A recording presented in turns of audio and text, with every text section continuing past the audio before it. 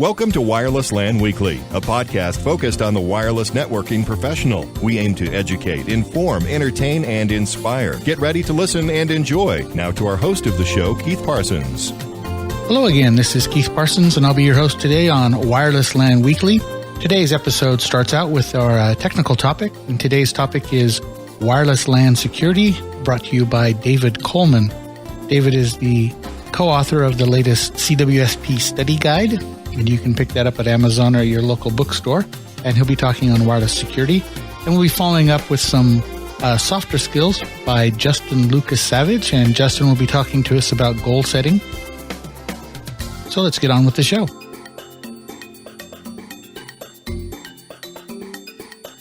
Today's wireless networking definition from the CWNP Dictionary of Wireless Terms and Acronyms.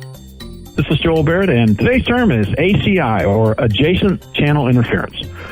This is a performance condition that occurs when two or more access point radios are providing RF coverage to the same physical area using overlapping frequencies. Simultaneous RF transmissions by two or more of these access point radios in the same physical area can result in corrupted 802.11 frames due to the frequency overlap. Corrupted 802.11 frames cause retransmissions, which result in both throughput degradation and added latency. See also channel comparisons in the CWNP dictionary for a description of adjacent versus non-adjacent and overlapping channels. So this is Joel Barrett for the CWNP dictionary, and tune in again for the CWNP dictionary term of the day. Rant, pet peeve, what really bugs you? 60 seconds of complaining starts now. Hi, my name is Ed Schlichtenmeyer, and I have a rant. And that rant is coming to meetings unprepared. In this time in the office, we all have meetings, seemingly too many, and nothing bugs me more than people that show up without bringing the forwarded materials with them, or haven't read the materials, or worse still, haven't prepared whatsoever for the subject, but just show up thinking that their presence was all that's needed. Nothing ever gets done. It gets put off to the next meeting when the same thing happens, and that's my rant.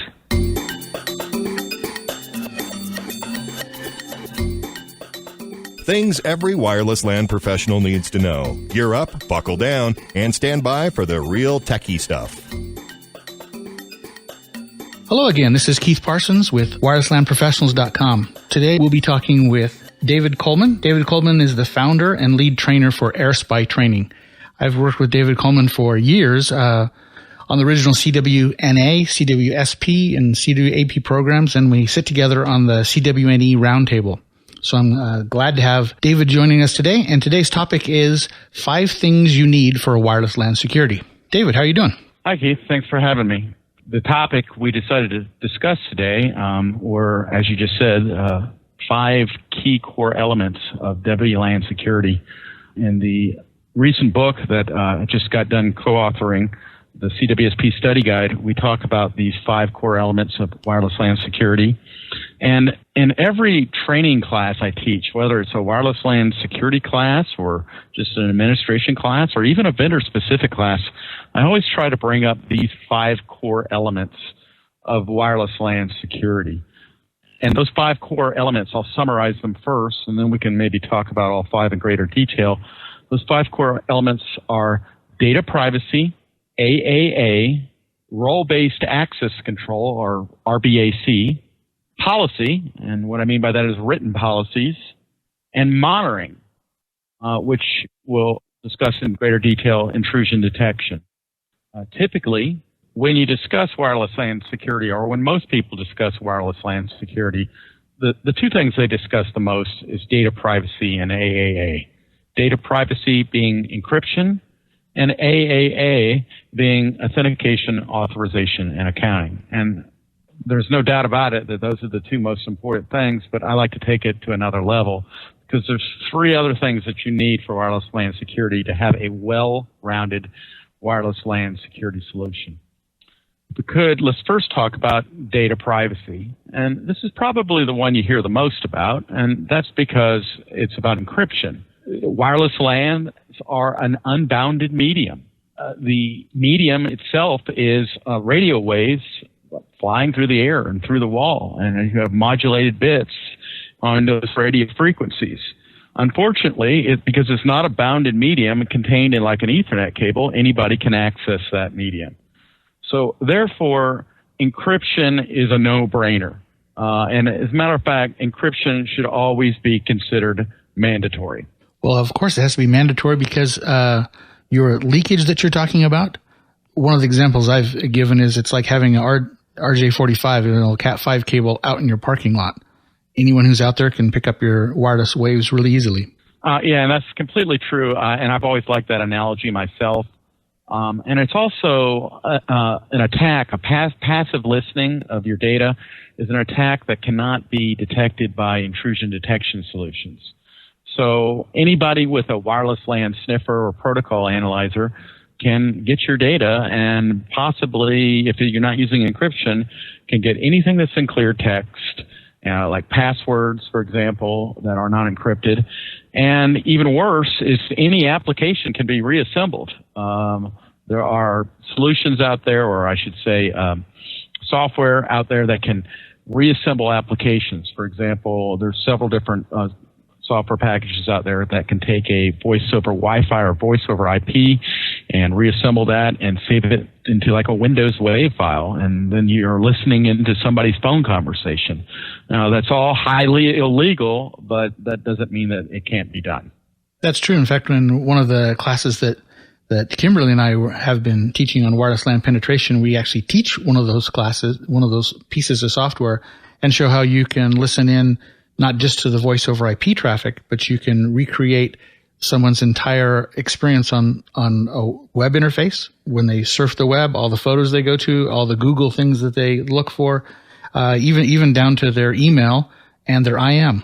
In fact, my kids kind of hate that because they know that I can listen in on their IM conversations, and boy, that changes how they do their IM work. You know, Keith, if we were bad people, we could go to somewhere like Starbucks and do things like that all day long, and we'd have people's email usernames and passwords. But that would be only if we were bad people. True. Well, obviously, once again, data privacy is necessary, and luckily, in today's environment, there are good solutions for data privacy. In the CWSP book, we spent several chapters on the topic. What you need is dynamic encryption. In the past, there's always been static encryption solutions like WEP, as we all know has been long cracked. But to me, the even worse problem with solutions like that is they were static. The current solutions that are out there, WPA2, provides you dynamic encryption keys. And if you read the CWSP study guide, or if you want to dig deep into the IEEE documentation, you can learn all about the four-way handshake and how those dynamic keys are made. So to just recap here, the first of the things you need for wireless LAN security is data privacy, and that's through encryption. The next item you mentioned was AAA. Can you tell us a little more about AAA? Absolutely. This is probably the second most important, or just as important as data privacy. And AAA stands for Authentication, Authorization, and Accounting. This is an old security concept, not just for wireless networks, but also for wired networks. Authentication is verifying user identity. Authorization is authorizing or approving a user or device onto network resources. Accounting is keeping a paper trail. And all three of these are important. Sometimes you'll hear the term AAA server, and that's usually referring to a Radius server that's used in an 802.1x EAP authentication and authorization solution. So you need you got to always think of the wireless LAN as a portal to your network resources. It's a wireless portal to your servers and your server farms. And it is your job as a network administrator to protect that portal. And you need a proper AAA solution. Some vendors have that AAA solution built into theirs, and others, especially more along the SOHO lines, you have to buy those separately. What do you recommend for your clients, the internal ones or an external AAA box? I'm a big believer on having an external AAA box, steel belted Radius, outstanding solution. can be used in any 802.1x solution and wireless LAN solution, whether it's FAT APs, controller solutions. The internal solutions have their places in small office environments, or maybe to be used as a backup radius server for across a WAN link, for example, where the main radius server exists. But absolutely a big believer in the external solutions.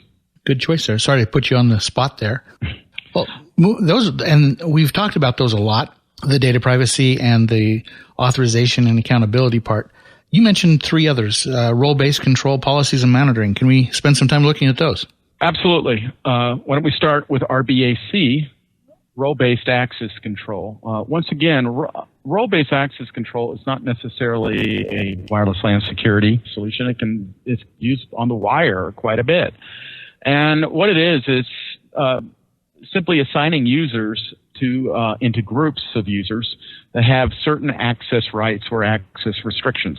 The AAA that we just got done talking about is all about authenticating and authorizing users onto network resources. And hopefully you're doing that at layer 2. That's the whole point of AAA, is that they don't get onto the network until they are authenticated at layer 2, and then they can get an IP address and move on to the upper layers. Role-based access control can be used to further restrict network resources. So you use AAA to allow the user onto the network, and then you use role-based access control, like access control list, firewall policies, to say one user gets to go to this side of the network, this user gets to go to that side of the network. Well, if some of our listeners are running more Soho class equipment, a lot of those don't have role-based access control built into the hardware. Other vendors, specifically the enterprise class ones, usually have role-based control built in. What's your experience with those two options? And is there a third option we can look at that's more external? Well, sure. It just depends on the vendor. A lot of vendors like Aerohive and Aruba, Aerohive builds in their access control at the edge, actually into their FAT APs, where Aruba and some of the other controller vendors builds in their access control directly into the controller. Some of the other vendors, controller-based vendors, they actually have access control solutions and firewall solutions built outside of their controller. As far as Soho, be honest, Keith, a lot of the Soho devices that I see these days have, at least a basic firewall capability built into them. They may not necessarily have role capability, but they'll maybe at least have some sort of firewall capability. Well, the next one you mentioned was policy, and policy is are you talking about specific electronic digital policies, or are you talking about paper policies? I'm talking more about written policy and how they might apply to your specific industry and or government regulations. This is probably the most boring of the 5 things that you need for a well-rounded security solution. You need written policies. All the things that we've been discussing today are worthless if you do not have policies on how that your users need to abide by, and they need to be educated on these policies, and those policies need to be enforced. If you have a password policy that says your users are not supposed to share their passwords, and then they go out and share them anyway, then what good is your AAA solution? So I'm a big believer in policy enforcement. One of the nice things about role-based access control is very often you can use it to enforce policy. You can use it, so for example, if you have a policy that users are not supposed to be using certain applications on a certain SSID, you can blacklist them, for example, with some vendor solutions. IDSs can also be used for policy enforcement as well. If somebody has a misconfigured device, for example, they could be blacklisted or terminated by the intrusion detection solution. I'm sure this is probably even a whole chapter in your book on the written policies. Do you have like a sample policy that people could look at in the book? Yes, we do. We have some sample policies. We have some policy recommendations. And throughout the book, actually, we talk about how the technology also should be related to policy, and you need to have a policy that mandates how certain technology is implemented. And Actually, the very last chapter in the book was written by Brian Harkins from Air Defense, and he did a lot of research into a lot of industry and government regulations. And those like HIPAA and FIPS 140-2 and Sarbanes-Oxley, where those regulations might not necessarily mandate exactly how you are supposed to secure a wireless LAN, but you still have to abide by those regulations. And if you have well-rounded policy solutions, that will help you abide by a lot of those regulations. So we talked about privacy, AAA, role-based control policy, and the last one you'd mentioned was monitoring. What do you mean by monitoring? Well, hopefully you have data privacy in place. You're using AAA to make sure only authorized and authenticated valid users get onto the network at layer 2. And then you have role-based access control to further restrict your network resources, but then you need a monitoring solution as well. You need to monitor for potential wireless LAN attacks. The one that gets all the press, without a doubt, is the Rogue AP, which anybody with a little Linksys or D-Link device can plug into an Ethernet port, and now you have an unauthorized wireless LAN portal. So you have a wireless LAN intrusion detection system, or now they like to call themselves WIPs, intrusion prevention systems, because they can terminate rogue APs. There's many other kinds of attacks too. Rogue APs and rogue client devices get the most press, but there's tons of layer 1 and layer 2 attacks. Keith, that could be a whole nother interview. I'm sure. I spend a lot of time thinking about those from a penetration testing standpoint. Those layer 1 attacks, though, there's not much that IPS is going to do for you other than tell you you're getting attacked. Yeah, layer 1 denial of service attacks and jamming attacks, absolutely. A couple years back, I co-wrote a white paper with Neil Diner from Cognio about that very topic, and we were talking about why IDS solutions are really terrible at layer 1 because they don't do spectrum analysis. However, that's changing. You're starting to see IDS solutions starting to offer spectrum analysis solutions in a distributed fashion. Okay, well, we covered the 5 things you had talked about: data privacy, authentication, the AAA stuff, role-based control policies, and monitoring. Anything else you want to recommend to finish this up about what people should do for their wireless LAN security? Just take wireless LAN security seriously. You know, it doesn't seem to get the press that it used to.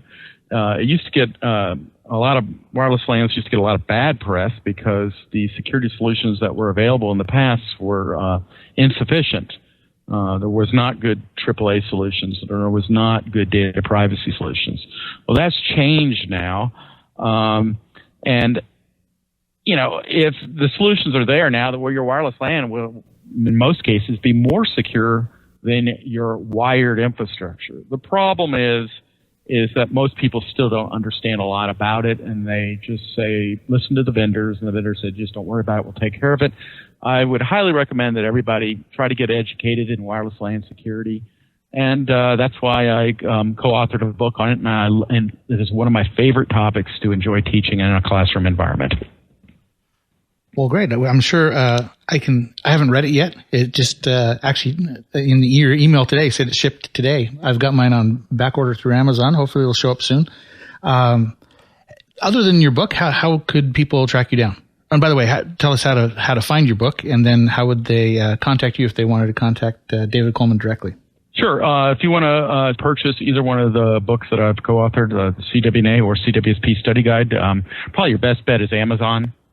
Just do a search on CWNA or CWSP on Amazon, and you'll see in my name, David Coleman, and the books will pop right up. It's probably the cheapest place to buy it as well. Or you can also buy it from the CWNP website, www.cwnp.com. If anybody wants to get in touch with me personally, getting me on the phone is impossible, so either go to my website, airspy.com, or anybody can email me at david@airspy.com. Well, David, thanks for your time today talking about wireless LAN security, and hopefully we'll have you back and and talk about some more of the issues. We could spend many segments talking about just the things that are covered in the book. So I appreciate your time today. Thanks, Keith. I look forward to our next talk. Interesting facts, little-known tidbits, things you might not have known, short little bits to set your mind a-reeling. I'm Ryan Whittings. An interesting fact that you may not know is a lot of your wireless mice that operate 2.4 gigahertz only transmit in a tiny slice of spectrum about 1 megahertz wide. And so to avoid your Wi-Fi and your cordless phones, they'll find a little slice of spectrum between all the other signals that are out there and just sit there in that one little slice.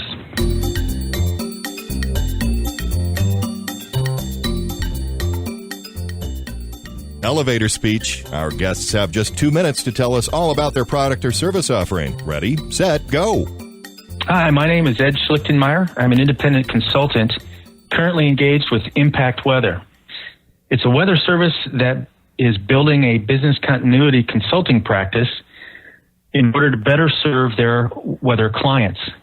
Impact Weather provides services for hurricanes forecasting, as well as storms on land, as well as marine services for the shipping industry and the offshore oil and gas platform. A year ago, they decided it was time to extend their services to include a professional consulting practice, and they've reached out to me and another individual, and our role is to help do that. We reach out to their existing clients, talk to them, and our services range from simple program assessment against the standards that are coming about to full program development.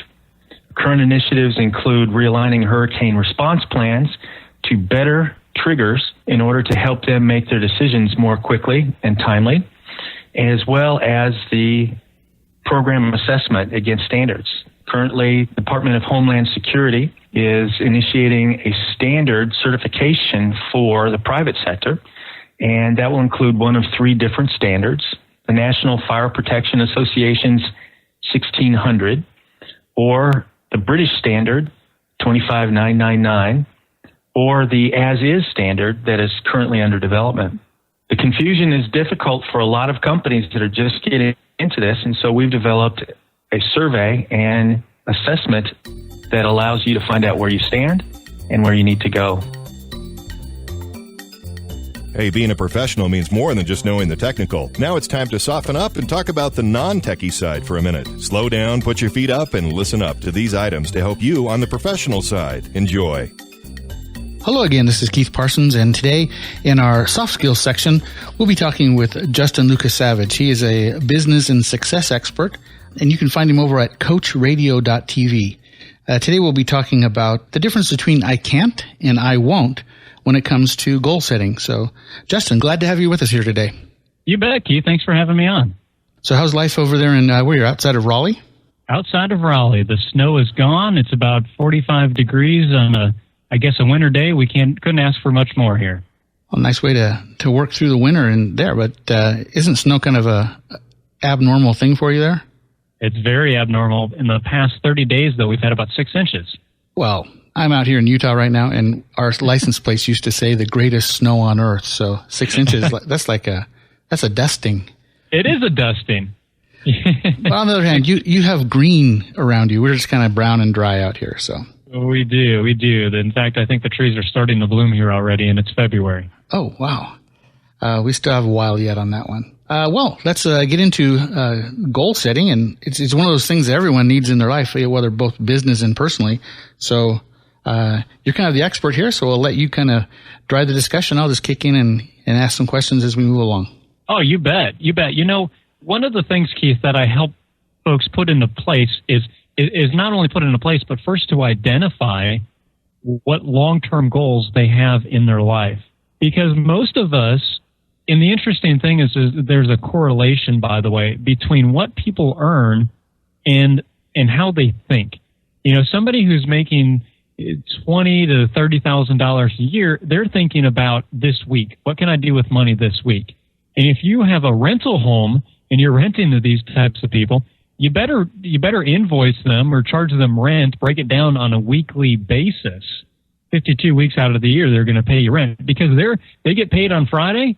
And man, if it lasts until the next Friday, It's amazing. That's just their mindset. Now, we move up from that and we see people that are making $40,000 to maybe $80,000, and they're looking out a little bit further. They're looking out to, what are my goals for this month? And we see people making a little bit more than that, into six figures, and they're thinking, what am I going to do with this income that I'm earning this year? And then we see people on the upper end of that, and they're thinking, what can I do with this income? You know, we're looking at maybe $250,000 and up. They're looking out not at this month or this year, but they're looking out, what am I going to be able to do with this income over the next 5 years, over the next 10 years? So it's just a really interesting correlation when it comes to goal setting, and how people really take that time to figure out what that is. So the question is, do they get there and then say, well, since I'm making so much money, should I be planning out for the next 2 to 3 to 5 years? Or is it because they're there making that much money because they've been planning out 2 to 3 to 5 and more years, and even to retirement when they're 30? And that's what I tend to think, is that the more you goal set and the more you the process of going out to get your goals and to achieve them, the more you take that into consideration, the more money you're going to make. And so we've seen that correlation played out time and time and time again. And so there's a difference when it comes to setting realistic goals and then to going out and achieving them. So what I help people do is first to formulate some goals on a long-term basis. You know, if you want to be in a different career, or if you want to start a business, or you want to be debt-free, where do you want to be 5 years from now? 5 years from now, that's where I want you to envision yourself in the future. So plan out that 5-year period. Where do you want to be living? Do you want to be married? Do you want to have kids? Do you want to have animals? What's your house look like? What kind of cars are you driving? And it's not just about the money. I mean, understand that there's 7 distinct areas in your life. We start with finances, and then there's 5 more here in the middle. Things like your spirituality, your physical health, your social involvement, your family, things in personal development, things like that. And before we get to career, so we start with finances, and it's not all about how much money can you make, because that's not the end. I mean, the end result is how much money is out there. How much money are you making? That is the end result. But to plan on how you're going to get there, what I look at is, well, how much money do you want to be giving? How much do you want to be saving and investing and then spending? And we total all those up, and you should have a pretty good realistic idea of where you want to be 5 years from now. And so that's how I plan that out. And just having a realistic view in those 7 distinct areas of your life. So I start with that 5-year vision, and I back up and say, there's that 5-year vision. I kind of take a little insight, a little peek into what 3 years looks like, but especially I'm planning out the next year. What do I need to do over the next year in order to reach these goals? So just over the next year.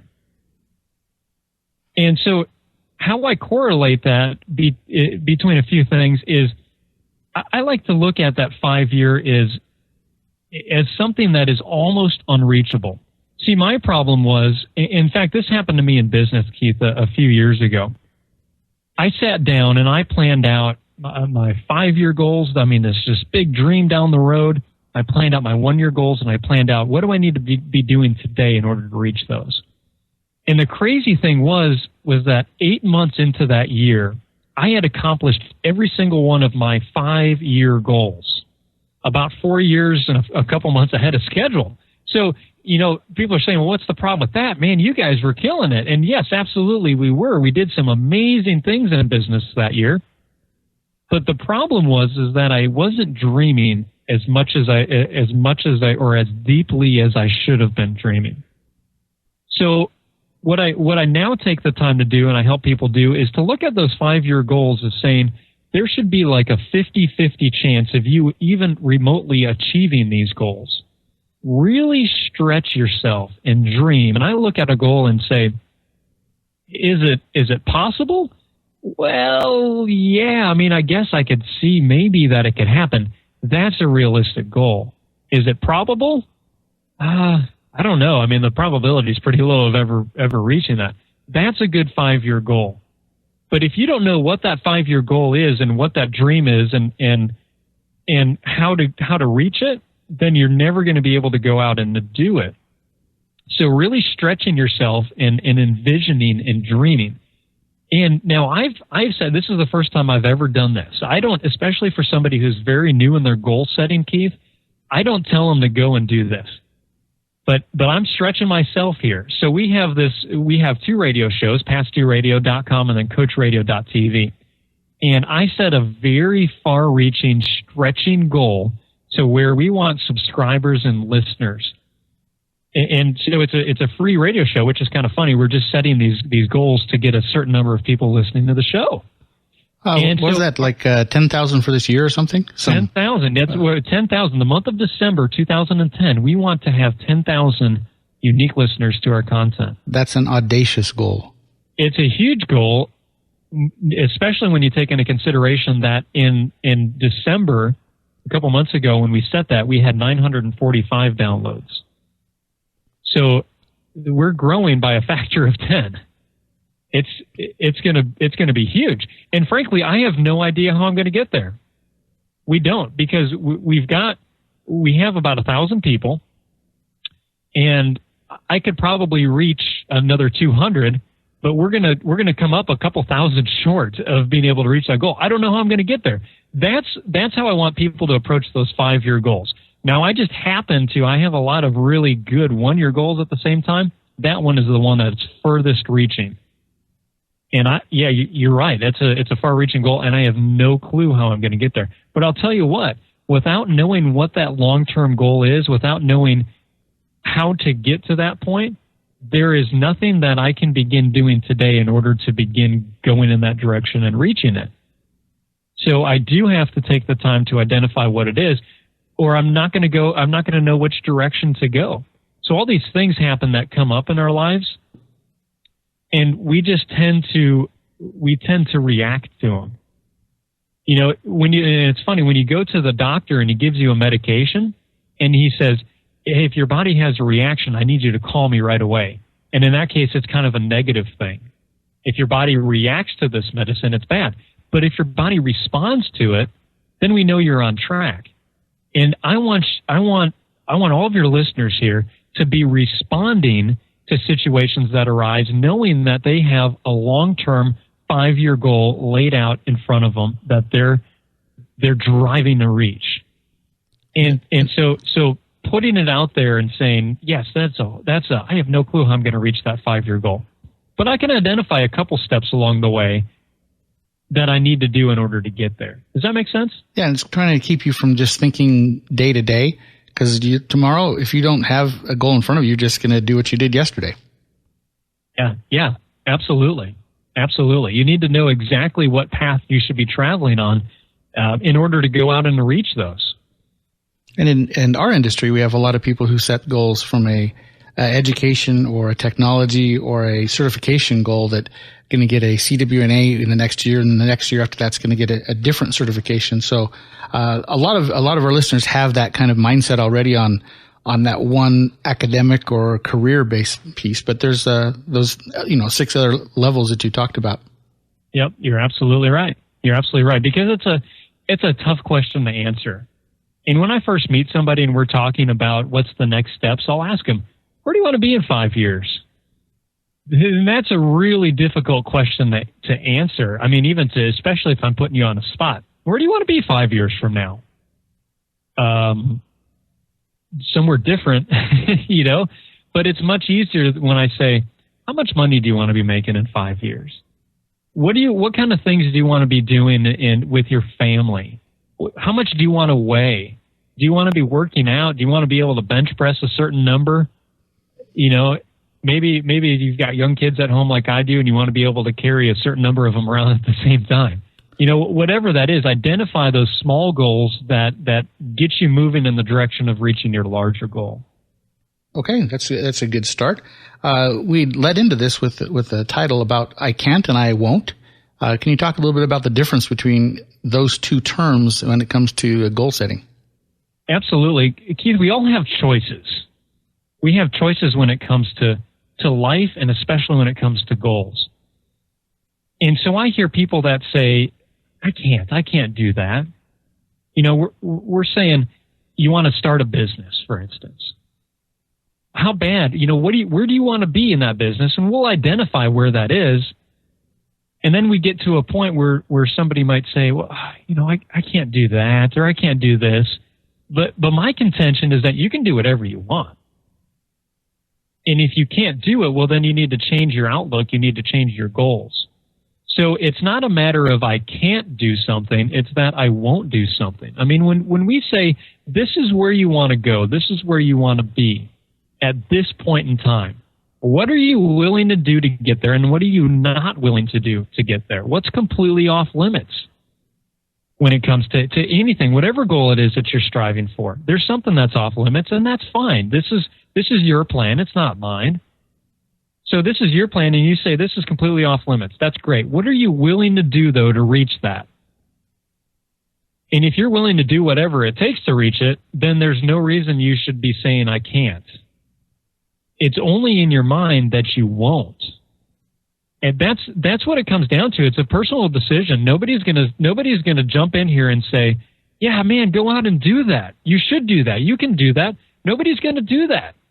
I mean, you can hire a professional coach. You can have some friends. You can have family members that are rallying around you.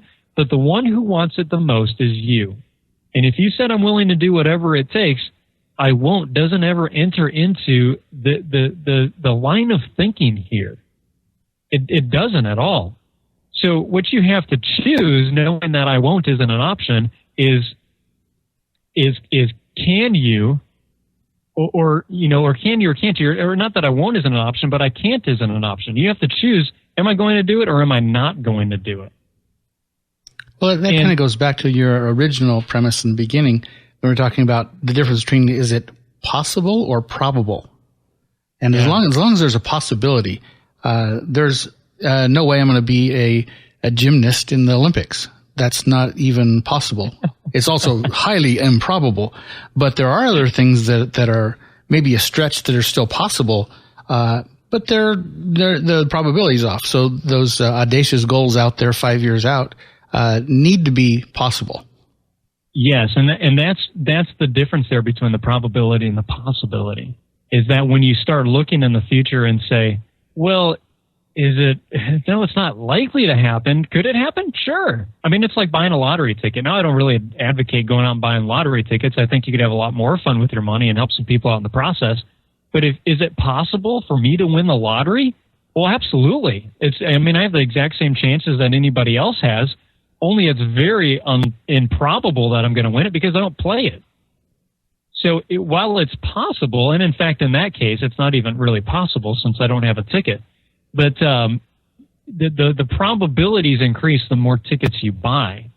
And so it's possible to become a millionaire through winning the lottery. It's not really probable when you look at the odds, but that's how you set goals. Yeah, that's how you set long-term goals, 5 years and more. Yeah, I can see that it could happen. I don't really know how I'm going to get there. There should be like a 50-50 chance. In the lottery, it doesn't even come close to 50-50. But when you set a 5-year goal, it should be way, way out there. And you should be thinking, gosh, I don't know how I'm going to even get there. But it's something that I'm going to strive for. I think it's possible. It's just not probable. And so that's a good point. Well, then how do we take those long-term 5-year goals that are sitting out there that, kind of definitely a stretch, maybe not probable, but still possible, and bring them back to something that we can make decisions on a daily basis? That's kind of a big jump between those two. It is. And so that's why I kind of bridge the gap with a 3-year plan. Let's just say you're making, let's say $40,000 a year right now. 5 years from now, you want to be making $150,000. So yes, there's a huge gap, not only in time, but also in income. I mean, we have to do some serious work, almost quadrupling our income from what it is today. And let me even back this up, because let me tell you exactly what I did, because we can use it with any example, including income. But what I did for my goals here with CoachRadio.tv and increasing our listeners. So I want to grow from 1,000 to 10,000 by December of 2010. In that month, I want to have 10,000 listeners. So I just simply backed up and I said, I have 1,000 now. And what I looked at was doubling every single quarter. So quarter one, to start out the year, by the end of that quarter, the last month of that quarter, I want to have 2,000 listeners. Second quarter, halfway through the year, I want to double that again and go to 4,000 listeners. Third quarter, I want to be at 8,000. Then the good news is we can slack off a little bit and we only have 2,000 to go. Now the reality is that that's not going to happen. We're not going to double every single quarter. It's going to start slow and then it's just really going to ramp up. You know, it's very exponential, but it's not doubling like that. Now, in reality, what's really happening, because we're in February, January, we nearly doubled. We nearly doubled our listeners from 945. And in February, it looks like the last time I checked numbers, maybe last week, which I don't check often, but I do at the end of every month just to make sure I'm on track. Looks like we're doubling again. So we're not doubling in the quarter. We're doubling nearly every month. And so you can take that same stance with income. There's a big gap to bridge there. How do I go from 40,000 to 150,000? Well, you can set individual goals. First of all, you have to figure out, am I going to stay in my position? Is somebody, and I'm making $40,000, maybe I'm a manager at McDonald's. Is a manager at McDonald's going to make $150,000 if that's my 5-year goal? If the answer is no, then that goal is completely unrealistic. Unless you say, I am willing to completely change my careers or the application of my career as a manager and go into another direction. So you have to know, it's not just throwing a number out there and saying I'm going to make $150,000. You have to realistically look at how we're going to bridge this gap. So, all right, I know I'm going to change careers from a manager at McDonald's into something else. So I want, just in that jump, I want to go from 40 to 60. I want to gain a little bit of experience. Then I want to go from 60 to 80, and then from 80 maybe to 120. And it's not unrealistic at all, actually, to go out and to say, I want to go from 40 to 80. What a lot of people do when they change careers is they give themselves about a $10,000 window. If we're making 40, I'm going to look for something that's paying between $35,000 and $45,000. That's just because that's what we think we're worth. But for your new job, how much you made in your own old job has completely no relevance.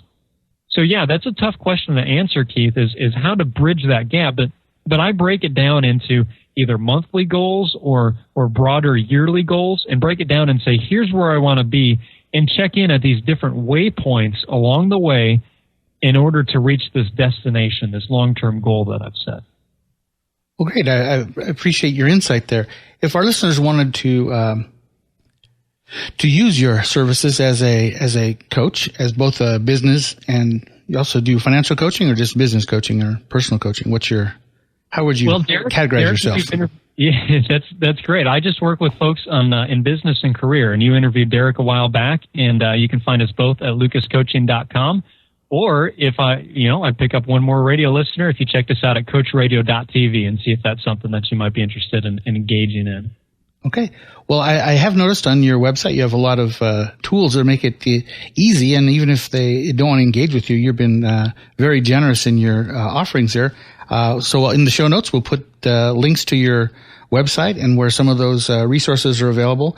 And if anyone does have desires to work on their own goals, there's tools that will help you do on your own, or of course you can contact Justin, and I'm sure you'll be more than willing to work with them. Oh, I'd love to, and I appreciate you pointing that out, Keith. We try to give it all away, and you're going to find that at both coachradio.tv as well as lucascoaching.com. It's a great attitude. I appreciate it. Well, thanks for your time today, and I hope you have a rest of a wonderful winter there in Raleigh, and it gets warmed up and spring comes soon. You bet. Thanks for having me on, Keith. Thanks.